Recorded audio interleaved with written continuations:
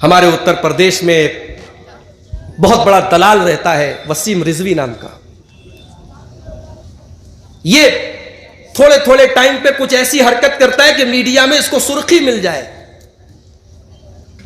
बाबरी मस्जिद का मामला चल रहा था तो इसने लखनऊ में बैनर लगवाए थे कि मस्जिद तो मुसलमानों को दे देना चाहिए राम मंदिर के लिए।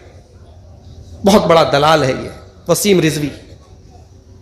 इसने एक फिल्म भी बनाई थी हजरत आयशा रजी अल्लाह तआला अन्हा के ऊपर, जिसमें हजरत आयशा की बड़ी तौहीन की थी। जब उस पर बहुत वावेला हुआ तो उसने उस फिल्म को रोक दिया। आज वसीम रिजवी का एक नया कारनामा आपको बताऊं। उसने सुप्रीम कोर्ट में एक अपील दाखिल की है, एक केस दायर किया है कि कुरान की 26 आयतें ऐसी हैं जो मुसलमानों को जंग करने और जिहाद करने की तालीम देती हैं, लिहाजा ये 26 आयतें कुरान से निकाली जाएं, तभी भारत के अंदर शांति हो सकती।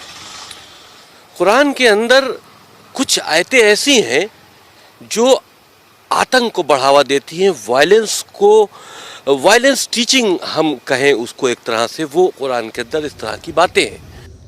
कोई वसीम रिजवी को ये बता दे कि 1400 साल पहले जब अल्लाह ने अपने नबी को मेराज का सफर कराया और बैतुल मुकद्दस में अपने नबी को सारे नबियों का इमाम बनाया, उसी दिन ये फैसला हो गया कि नबी की शरीयत क़यामत तक की शरीयत है। और नबी जो किताब लेकर के दुनिया में आए हैं, जिसको अल्लाह ने कुरान का नाम दिया है, ये जो कुरान अल्लाह की किताब है ये क़यामत तक की किताब है और इस किताब में कोई चेंजिंग नहीं की जा सकती।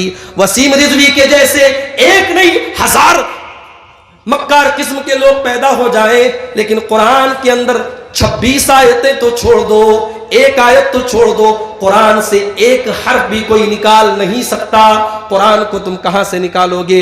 कुरान को तुम कहां से बदलोगे? कुरान को अगर तुमने कागज के प्रिंटेड कुरान को अगर नऊजुबिल्लाह तुमने चेंज भी कर दिया तो दुनिया के लाखों करोड़ों अल्लाह के उन बंदों के सीने से तुम कुरान को कैसे निकालोगे जिन्होंने कुरान को हिफ्ज कर लिया है? कोई और किताब मुझे ला करके दिखा दो कि 5 साल का बच्चा इतनी मोटी किताब याद कर ले और फर फर फर पर पूरी किताब सुना दे। ये रब का कुरान है, ये उसका एजाज है, ये उसका मोजज़ा है कि 5 साल के बच्चे को पूरा कुरान याद हो जाता है और तरावी की नमाज में वो बच्चा खड़ा होकर के पूरा कुरान सुना देता है। मेरे भाइयों, ये अल्लाह ने अपने किताब की, अपने कुरान की हिफाजत का अल्लाह ताला ने ये सिस्टम रखा है। इन 26 आयतें जो वायलेंस की टीचिंग है इस्लाम के अंदर, जो पूरी दुनिया में आतंक का सबब बनी हुई है, इनको कुरान से रिमूव होना चाहिए। 26 आयतें निकाल दो। अरे तुझे नहीं समझ में आई वो 26 आयतें? तुझे लग रहा है वो दहशतगर्दी की तालीम दे रही है, वो आतंकवाद की तालीम दे रही, तो उन आयतों को निकाल दिया जाए। इस्लाम कभी आतंकवाद की शिक्षा नहीं देता। मगर ये बात नोट कर लो, इस्लाम अमन का दीन है, शांति का दीन है, मगर अमन करने वालों और शांति करने वालों के लिए शांति का दीन है। फसादियों के लिए, मुजरिमों के लिए, समाज को बिगाड़ने वालों के लिए अमन और शांति नहीं है। भाई हमारे यहां पुलिस का डिपार्टमेंट है कि नहीं है? पुलिस के हाथ में बंदूक भी है, पुलिस के हाथ में डंडा भी है। अब कोई कहे भाई ये पुलिस वाले तो बड़े दहशतगर्द हैं, बड़े आतंकवादी। जी नहीं, पुलिस वाले दहशतगर्द नहीं, आतंकवादी नहीं है।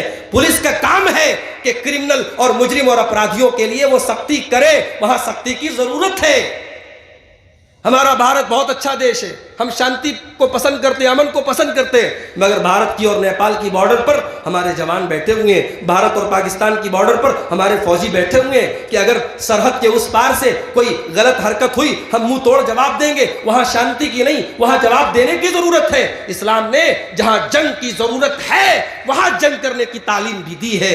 कुरान में कहीं यह नहीं कहा गया कि तुम निर्दोष लोगों की हत्या करो। कुरान में कहीं नहीं कहा गया तुम किसी काफिर को, किसी गैर मुस्लिम को जहां पाओ कत्ल कर दो। कुरान ने जंग के हालात में जंग करने का हुक्म दिया है और जंग के मैदान में भी मेरे नबी का जो दीन है, मेरे नबी की जो शरीयत है, वो जंग के हालात में भी अखलाक की तालीम देती है।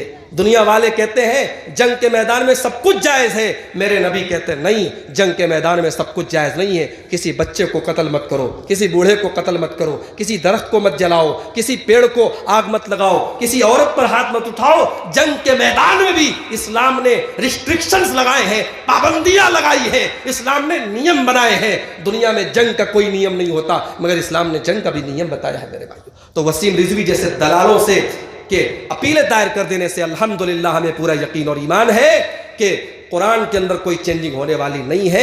ये अलग बात है कि हमारी मुस्लिम कौम के अंदर इस किस्म के जितने दलाल किस्म के लोग जो अपने आप को सो कॉल्ड मुसलमान कहते हैं, इनकी कलई और इनकी हकीकत इस तरीके से खुलती और सामने आती है।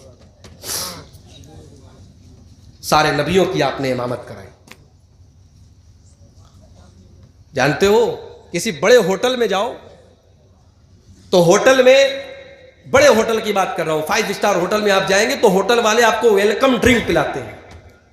वेलकम ड्रिंक, इस्तकबाल के तौर पे आपके स्वागत में आपको कोई बेहतरीन जो है कोई जूस होता है, कोई ड्रिंक होता है, वो पिलाते हैं। और जो बहुत सारे शराब पीने वाले लोग होते हैं उनको शराब भी पिलाते हैं। अब बैतुल मुकद्दस में नमाज पढ़ाने के बाद अल्लाह के नबी को अब आसमानों की सैर पे जाना है। अब हजरत जिब्राइल अलैहिस्सलाम अल्लाह के नबी के लिए वेलकम ड्रिंक लाते हैं। एक प्याले में शराब लेकर के आए, एक प्याले में दूध लेकर के आए। नबी अकरम के सामने दोनों प्याले रख दिए। आए अल्लाह के नबी, प्याला उठाइए। नबी अकरम ने दूध का प्याला उठाया, शराब को हाथ नहीं लगाया। जैसे ही आपने दूध का प्याला उठाया, हजरत जिब्राइल ने कहा इख्तरतल फितरा, अय अल्लाह के नबी आपने फितरत को उठाया है, आपने फितरत को चुना है। आपको अल्लाह ताला ने फितरत वाला बनाया है। आप जो शरीयत दुनिया में लेकर के जा रहे हैं वो शरीयत भी फितरत वाली होगी। आपकी शरीयत में कोई ऐसी शिक्षा नहीं होगी, इस्लाम के अंदर कोई ऐसी तालीम नहीं होगी जो फितरत के खिलाफ हो। फितरत के जितने तकाजे इस्लाम उनके अंदर सही रहनुमाई करेगा। अब भाई दुनिया के बहुत सारे मज़ाहिब में शादी का सिस्टम नहीं है। ईसाइयों के यहां आप देखिए बहुत सारी औरतें रहती है चर्च में, उसको नन कहा जाता है, वो शादी नहीं करती। हमारे हिंदू भाइयों के यहां बहुत सारे लोग ब्रह्मचारी होते हैं, जैसे हमारे योगी आदित्यनाथ हमारे उत्तर प्रदेश के जो चीफ मिनिस्टर है, उन्होंने आज तक शादी नहीं की। उनको सिखाया गया शादी करोगे धर्म भ्रष्ट हो जाएगा, शादी मत करो, ब्रह्मचारी बने रहो। इस्लाम ने यह नहीं कहा। इस्लाम ने कहा शादी करो।